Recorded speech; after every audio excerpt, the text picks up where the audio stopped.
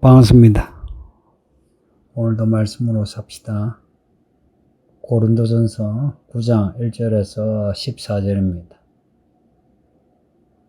앞에 8장에서 먹는 문제를 논했어요. 8장 마지막 절 보면 만일 음식이 내 형제를 실족하게 한다면 나는 영원히 고기를 먹지 않겠다. 내 형제를 실족하지 않게 하리라. 고백합니다. 고기 먹는다고 어떤 약한 형제가 실족한다면 우상의 제물이 나오는데요. 우상의 제물에 고기 혹은 어떤 특정 부정한 고기, 유대인이 말하는 부정한 고기요. 그걸 먹음으로 누군가에게 믿음을 잃게 한다면 나는 영원히 그 고기를 안 먹겠다는 겁니다. 어떤 특정 음식을 먹고 안 먹고 이거는 구원과는 상관이 없는데, 그럼에도 믿음이 약한 사람의 그 약한 지식으로 내가 고기를 어떤 특정 음식을 먹는 걸 보고 믿음에 문제가 생길 것 같으면 나는 그 고기를 안 먹겠다 겁니다. 만일 내가 고기를 먹어 그 형제를 실족해 한다면 예수님에게 죄를 짓는 것이라는 겁니다. 왜냐? 예수님이 그 형제를 위해 죽으셨는데 내가 고기를 먹음으로 그 형제를 구원해서 멀어지게 하니 죄가 되는 겁니다. 이 문제를 논하고 9장에서는 바울 자신에 대해 변명합니다. 1절 보면 내가 자유인이 아니냐, 내가 매였느냐, 종이냐, 내가 자유자가 아니냐는 거예요. 사도가 아니냐, 예수 우리 주를 내가 본 사도가 아니냐는 거예요. 주 안에서 행한 나의 일이 너희가 아니냐. 고린도 교회 성도들 자신이 바울이 사도된 증거라는 겁니다. 왜냐? 바울이 고린도에서 복음을 전했고 가르치면서 복음의 씨앗을 뿌렸기 때문에, 해서 고린도 교회가 싹을 내고 이제 줄기 내고 잎을 내고 열매 맺는 거예요. 그래서 2절에서는 다른 사람들에게는 내가 사도가 아닐지라도 너희에게는 사도다. 나의 사도됨을 주 안에서 인정한 것이 너희가 아니냐 하는 겁니다. 다른 사람들은 바울의 사도됨에 대해 의심할 수 있고 부정할 수 있을지언정 고린도 교회 성도들만은 절대 그럴 수 없다는 겁니다. 3절에 와서는 바울을 비판하는 사람들에게 보내는 메시지예요. 지금 바울과 고린도 교회 성도 간에 긴장이 있습니다. 바울이 자꾸 문제 지적하잖아요. 여기에 대해 고린도 사람들이 저 사람이 뭔데요? 우리에게 이런저런 시비를 거느냐 하는 겁니다. 4절부터 13절까지 계속해서 바울은 논쟁을 하듯이 이 문제는 이렇지 않느냐, 저 문제는 저렇지 않느냐 하고 주장합니다. 4절 보면 사도로서 우리가 먹고 마실 권리가 없느냐, 그렇게 말하면서 먹고 마시는 권리가 있다 하는 겁니다. 그리고 5절에 사도로서 우리가 다른 사도들과 주의 형제들과 게바와 같이 믿음의 자매들 아내를 데리고 다닐 권리가 없겠느냐. 다른 사도들 혹은 교회 일꾼들이, 사역자들이 가족을 데리고 다니면서 복음을 전한 거예요. 바울이 결혼하지 않았지만 결혼했다면 그렇게 아내 혹은 처자식과 함께 다닐 권리가 없겠느냐 하는 거예요. 있다는 겁니다. 그렇게 하지 않아서 그렇지. 그런 권리가 있다. 6절에서는 내가 사도인데 어찌 나와 바나바만 일하지 아니할 권리가 없겠느냐고 하는데, 바울과 바나바는 교회에서 사례를 받은 게 아니고 돈을 벌었어요. 바울도 돈을 벌었어요. 특히나 이 고린도에서 천막 만드는 일에 돈을 벌었어요. 돈 버는 직업을 가지지 않고 말씀 전하는 이 권리가 있다 하는 겁니다. 이 권리란 말에 반복이 되는데, 이제 이 단어는 세게 말하면 권위예요. 권리는 주장을 할 때에 먹히죠. 근데 권위는 가만히 있어도 먹히는 게 권위죠. 내가 굳이 주장하지 않아도 이런 권위가 내게 있다 하는 것이고, 이제 그 권위를 좀 부드럽게 말하면 권리이죠. 다른 사도들처럼 혹은 다른 교회 사역자들처럼 바울도 이런 권리 저런 권리 있다 하고 선언한 겁니다. 먹고 싶은 거 먹을 권리가 있고, 결혼해서 아내와 함께 다닐 권리가 있고, 교회에서 사례 받을 권리가 있다는 겁니다. 바울이 왜 이런 말을 하는지 분명하죠. 이 분위기상 바로 나오죠.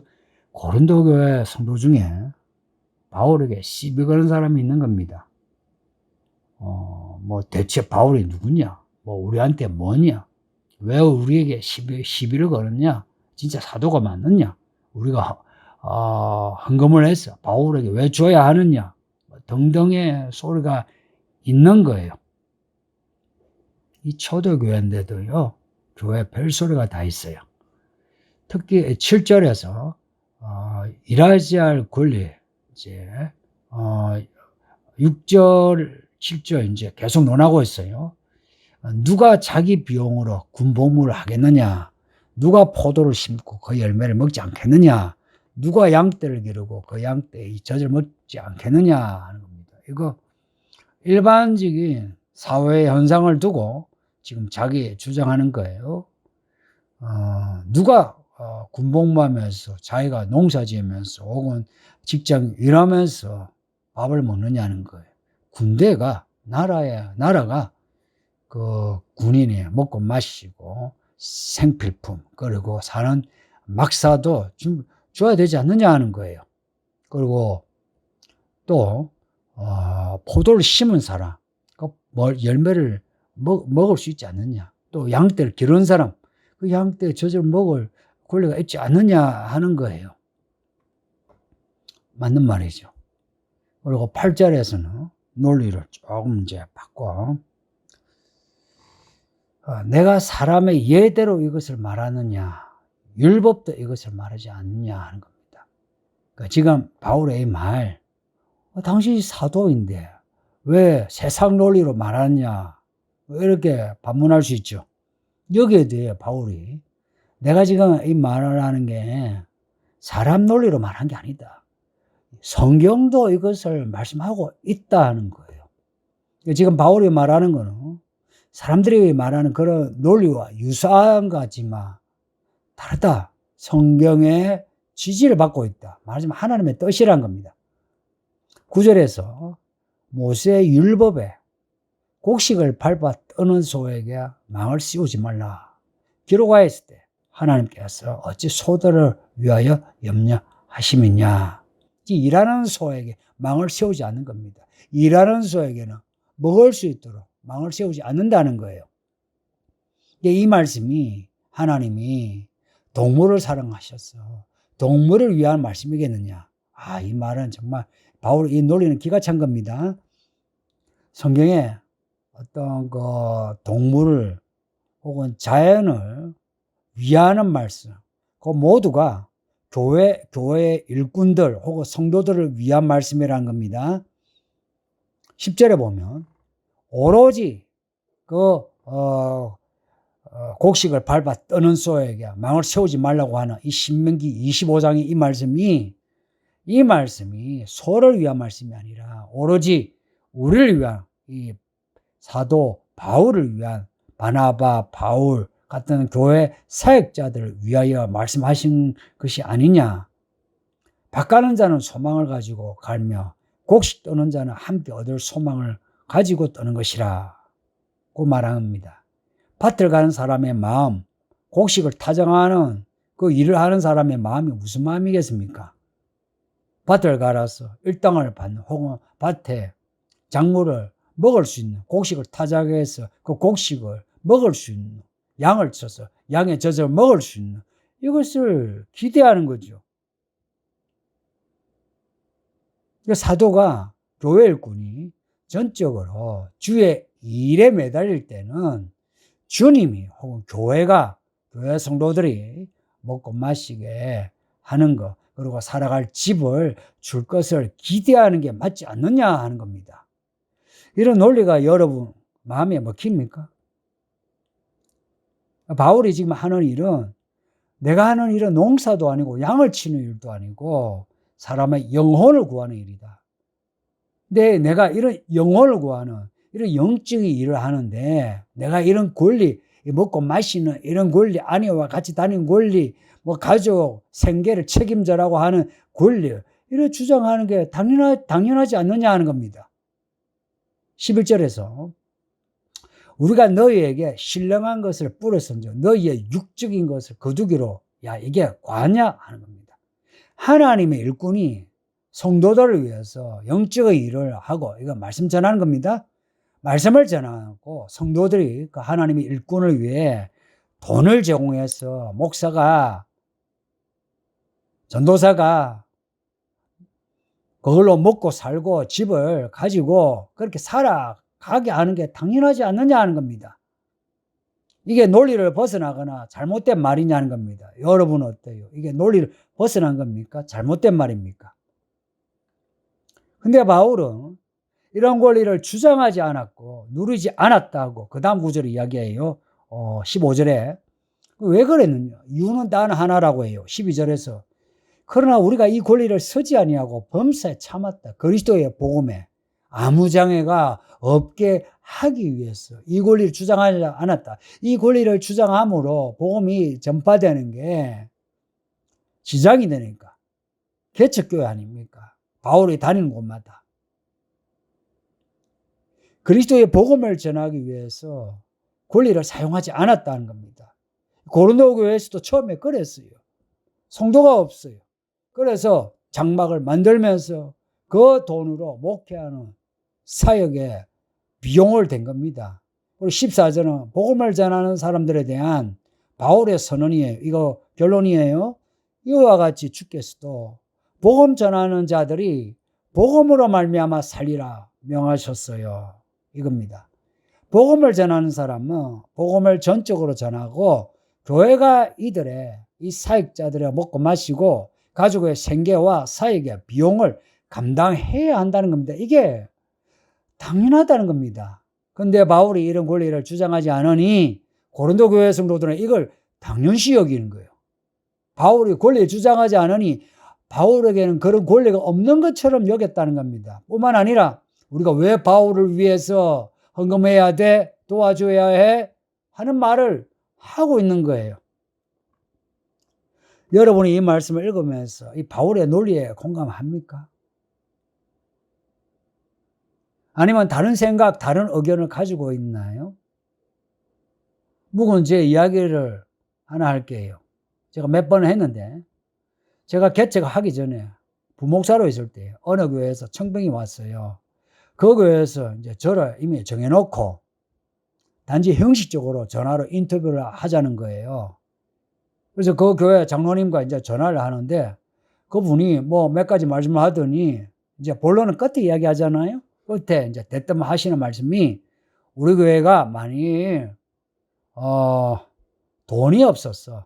목사님의 사례를 드리지 못하면 어떻게 합니까? 라고 하는 거예요. 여러분. 그에 대한 대답, 그 장로가 원하는 대답이 뭔지 여러분은 모르겠어요?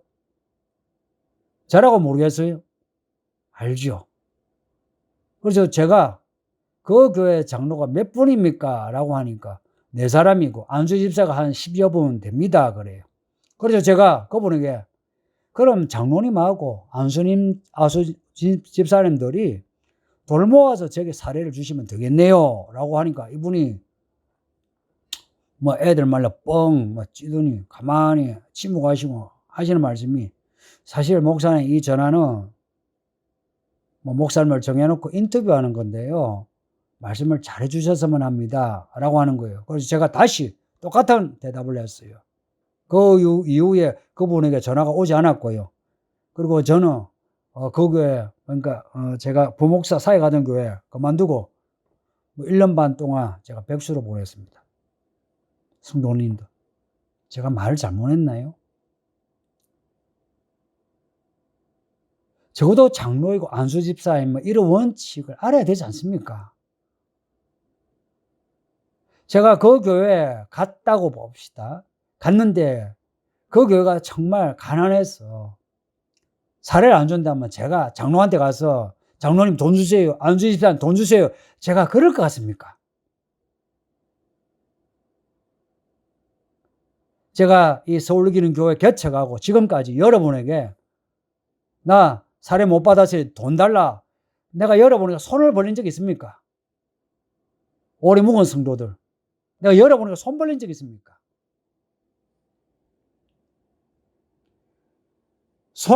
목사가 손을 벌리지 않아도 적어도 교회 일꾼은 목사를 대하는 원칙을 알아야 되지 않습니까? 이게 교회 일입니다. 적어도 교회 일꾼이 장로와 안수 집사가 되는, 서리 집사가 되는, 권사가 되든 교회 교사가 되든 이 원칙을 알아야 되지 않습니까? 적어도 이 원칙을 알고서 그 원칙대로 만약에 형편이 안 돼 못할 것 같으면 뭐 아이고 죄송합니다 하면 되잖아요. 근데 목사에게 목사님 말씀을 잘해 주세요 그래야 됩니까? 어떻게 교회 일꾼이 이런 원칙을 모르면서 어떻게 장로 일을 합니까? 나는 이런 장로 세울 수가 없어요. 안수 집사 세울 수 없어요.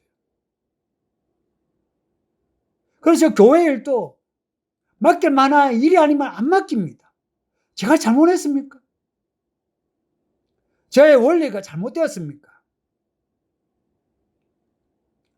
만약 여러분이 목사를 청명한다면 여러분이 전화로 인터뷰를 했어요. 제가 그렇게 대답을 하면 그런 목사를 청명하겠습니까? 그런 목사를 청명할 수 있겠어요?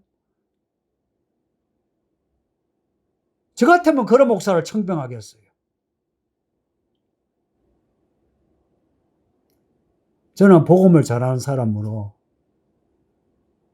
복음으로 먹고 사는 거예요. 그리고 복음을 듣는 여러분은 저를 먹고 살도록 후원자가 되어야 하지 않습니까? 성도님들, 부디 교회 일, 말씀을 통해서 배우셔서 목사의 좋은 동력자가 되어주므로 하나님의 동력자 되어주세요. 부탁해요. 기도하겠습니다. 아버지 하나님 고맙습니다.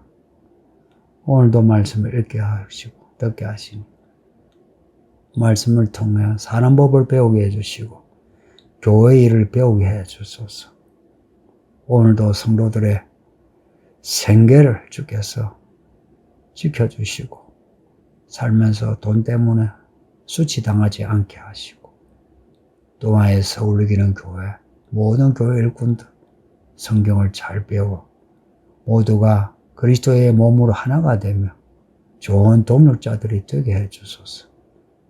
감사없고 예수님 이름으로 기도합니다. 아멘. 예, 성도님 오늘도 평안하시고 믿음으로 사세요.